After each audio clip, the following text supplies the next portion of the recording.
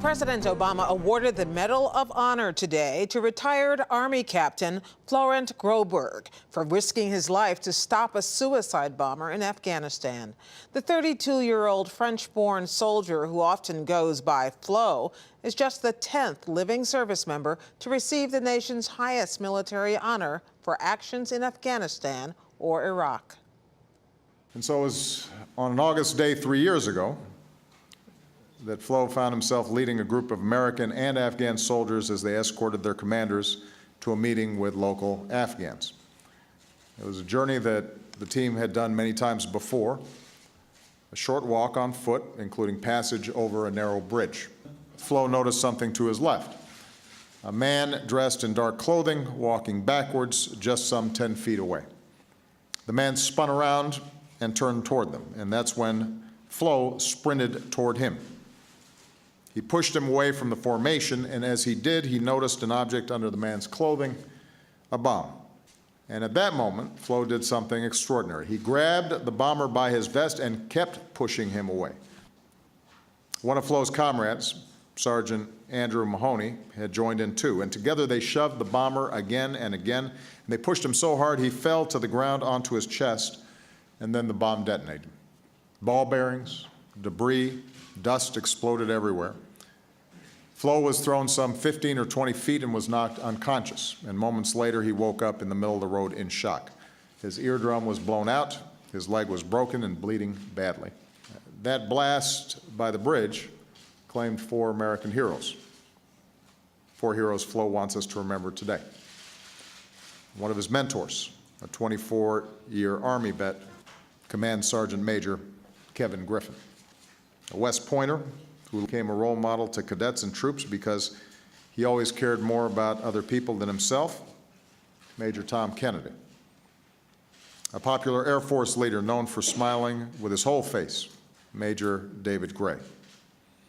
And finally, a USAID Foreign Service officer, a man who moved to the United States from Egypt and reveled in everything American, Regai Abdel Fattah.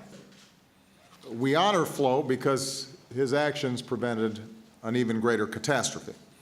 You see, by pushing the bomber away from the formation, the explosion occurred farther from our forces and on the ground instead of in the open air. While Flo didn't know it at the time, that explosion also caused a second, unseen bomb to detonate before it was in place. The truth is, Flo says that day was the worst day of his life.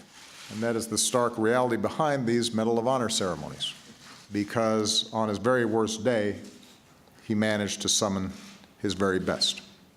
That's the nature of courage, not being unafraid, but confronting fear and danger and performing in a selfless fashion. He showed his guts, he showed his training, how he would put it all on the line for his teammates. That's an American we can all be grateful for. That's why we honor Captain Florent Groberg today. The President of the United States of America, authorized by Act of Congress, March 3, 1863, has awarded in the name of Congress the Medal of Honor to Captain Florent A. Groberg, United States Army.